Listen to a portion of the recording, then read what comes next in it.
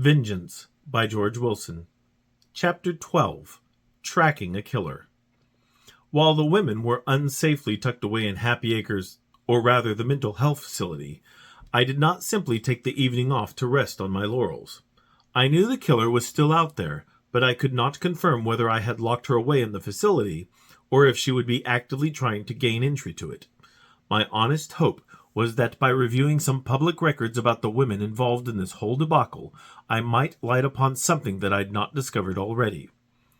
But after going over the records of all these women a couple of times, my eyes were strained, and I was ready to curl up under my desk and call it a night. I knew there would be little point in going home at any rate.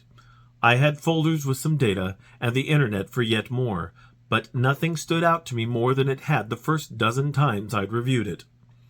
I sat back in my chair and looked around the station. I was the only workaholic still here at this time of night, because even though it was only 9 o'clock, Bluffs rarely had anything going on that required someone to be at the police station 24 hours a day, besides the 911 staff who had collectively read more books in their time than anyone else I know. The only other person here at this time was the janitor, and he had already come by to take out my trash. I closed my eyes to try and think of everyone I'd gone through so far, but my mind was all in a fog. I walked into the break room for some very stale coffee to try and wake up a bit. There had to be something I was missing in this whole case. Someone I had overlooked, or some fact that I had just missed. It had to be staring me in the face. I looked out of the break room window into the dark street, and that's when it hit me. In the interest of keeping you guessing, because it is simply not time to reveal the killer yet, I will say that looking out the window is what led my mind down the necessary path, and I immediately walked to my computer to look up a specific piece of information that I remember seeing, but for some reason it didn't register. I honestly don't know why it didn't either. I typed the name into my lookup database, and the information loaded. As I looked at what presented itself in black and white, I cursed myself for not catching it quicker. For some reason I hadn't looked this up before, but I should have. Too many names, and too much about too many of them had clouded my judgment, but I believe that had I noticed it sooner, I might have prevented so much tragedy. I drove directly over to the home in question to see if anything inside might prove the case conclusively. Obviously I didn't expect anyone to be home, but I knocked all the same just to be sure. Getting no answer, I tried the door and found it locked. Hoping this person might be the irresponsible variety who hides a key somewhere convenient, I went ahead and checked under the doormat and above the doorframe. Naturally, that was too easy, so hoping they did not lock the deadbolt, I used my vast knowledge of opening doors and slipped a credit card in between the latch and the door jamb, and it opened. Yes, I admit it was illegal, but I let myself in. I decided it would be best to keep the lights off, as I didn't want any neighbors to see me wandering around. It was bad enough that my car was parked outside, but it was unmarked. I used my flashlight to look around the house itself, as well as looking in the bedroom and its closet, where people tend to keep their darkest secrets. In all areas I found nothing of use, and further confirmed that no one was home.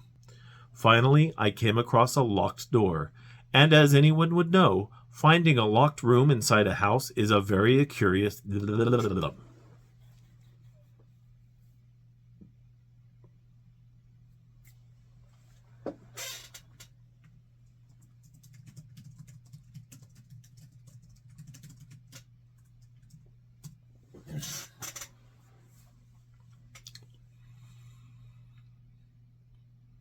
Finally, I came across a locked door, and as anyone would know, finding a locked room inside a house is a very curious thing. After all, if you were to live alone, who exactly are you keeping out of this room? But anyone curious enough to stumble upon the door when they visit? As I'm a visitor who has an inquiring mind, I used the credit card trick again and beat this rather insignificant indoor lock. A quick look around the room with my flashlight showed me that the windows in this room were covered not just with heavy curtains or blinds, but internal shutters that were locked to prevent the chance of anyone sneaking into this room from the outside. As there was also no chance of anyone outside seeing into this room if I turned on the light, I decided it would be all right to risk it. Jackpot. The only furniture in this room consisted of a single desk and a handful of ropes spanning the room.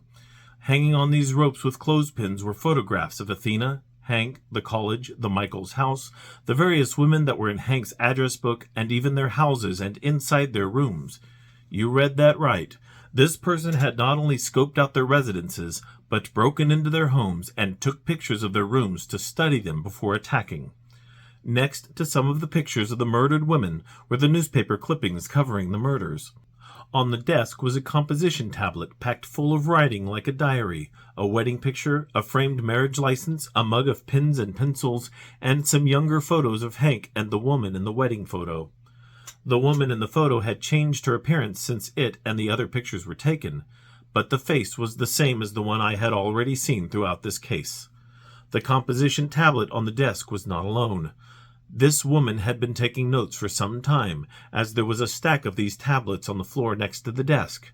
I found it curious that there was no computer, but someone like this would consider a computer to be too revealing of who they are and what they're looking for. Files and photos on computers are forever, whether people like it or not. Deleting something is possible, but deleting it forever takes extra effort. Most people don't even know about the extra effort. Those who do are usually either hackers, detectives, or novelists who think they're clever. I picked up the current composition tablet which was on the desk and opened it to the final entry, which turned out to be the day of Hank's murder. Apparently she felt the diary was complete at that point. It read, "God said, 'You shall not commit adultery,' and 'the adulterer and adulteress shall surely be put to death.' The time has come to act. It is time to remind him of our vows, till death do us part. He took that vow to me, and so his harem is as guilty as he, and will reap the same fate. The time has come to purge the evil from this world. This mission begins tonight, and will not end until every one of his tramps has met their fate at my hand. My lord, I've done as you have asked. Happy anniversary, Hank." Disturbing. Very disturbing and very telling. This, combined with everything else I knew, meant that the women were in very real danger right now. It seemed like such a good idea, but how was I to know? Well, I could have done more diligent research, that's how. I called the security station at the facility, but no one answered. It was already too late. My heart sank at the very thought. I was responsible for them, and I let them down. Every death in that place would be on my head. It was supposed to have been so perfect. I hung up the call and rang up Dr. Quiard. He groggily answered. "Dr. Quiard, this is Detective Thompson. Yes, I'm aware of the time, but I think we may have a problem." I called the facility and there was no answer. "I'll be there." I planned on calling out everyone I could get over there on no notice, since I knew it would be hard to get in.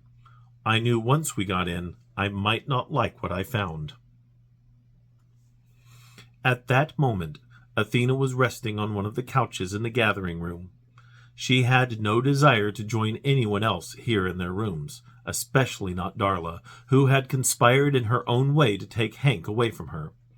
She knew the arrangements here were intended to keep them safe and together, but Athena couldn't bring herself to agree. Where she was resting allowed her to view the open entry into the gathering room, and when she decided to open her eyes for a moment, she spotted the faceless figure standing in the open entry looking at her. This immediately snapped Athena out of her limbo between asleep and awake, and she sat straight up. As she did, the figure walked away from her and down the hall. Without missing a beat, Athena immediately jumped off the couch and ran to the hall to see where the figure went. But when she arrived, the hall was empty. The figure had disappeared. She doubted herself for a moment, but knew she had seen someone here. It could not have been her imagination. She called out a "hello" to see if perhaps she had seen someone, but imagined the outfit. After all, she was half asleep, so she was willing to accept a case of mistaken identity. The figure had walked into Mindy's room and stood just inside the doorway looking at Mindy curled up on her bed. She was, in fact, trying her best to sleep, but it was not coming easy. She had tried to read earlier, but could not focus at all, being alone in her room. She heard Athena call out hello a second time somewhere down the hall, and opened her eyes. Staring at the wall away from the door, she caught sight of a shadow in the light of the hall cast on the wall before her. The shadow slowly approached her bed. Her immediate thought was that Tricia had finally returned, and she was simply approaching quietly. "Tricia?" Mindy said, rolling over to look at the friend she had in another life, but her eyes lit upon the faceless figure. She squinted in the dim light to try and confirm what her eyes were telling her, that this figure looked like a shadow with no features. "What are you doing?" She honestly wasn't sure who she was talking to at this point, but if it were a joke, it was in very poor taste, which was par for Tricia. "Tricia," she said again as the figure reached her bed and stood over her. There was an awkward pause until Mindy finally moved to get out of bed, but before she got anywhere, the figure brought down her hand on Mindy's neck in a karate chop fashion, crushing her voice box. Desperately, Mindy grasped for any sound, but with her voice gone, the best she could manage was a whisper. She attempted to yell for help, but a slight whimper that the figure herself could barely hear was the best Mindy could manage. The figure grabbed a handful of Mindy's hair and lifted her out of bed. Mindy grabbed the figure's hand to try and break her grip, but it was no use. She screamed in pain, but only a whisper came out. The figure dragged Mindy across the floor to the window. Although the window had a metal grate in front of the glass, the figure slammed Mindy into the grate hard enough to shatter the glass behind it. The figure dropped Mindy to the floor and then kicked Mindy to roll her onto her back. Mindy offered little resistance as she watched the figure draw her knife, and with tears streaming out of her eyes, she sang weakly in her whisper, "Jesus loves me, this I know, for the Bible tells me so." That was it. The figure stabbed Mindy repeatedly, cutting off her song. She tore the little wooden cross from Mindy's neck and threw it into a corner of the room. Then she turned to find Athena standing at the door, staring at her, slack-jawed. The figure stood, brandishing her knife, and walked toward Athena. Unable to escape this time, Athena backed up against the door and watched powerlessly as the figure walked to her and stood face to face with her. "Soon it will be over," the female whisper uttered. Athena saw the figure move, and she closed her eyes, waiting for the final blow. She heard a door open somewhere else in the hall. Perhaps there was a chance this person could still be caught after her death. "Oh my God!"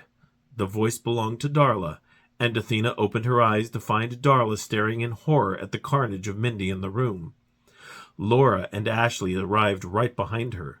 Laura gasped. Ashley screamed. Athena fainted.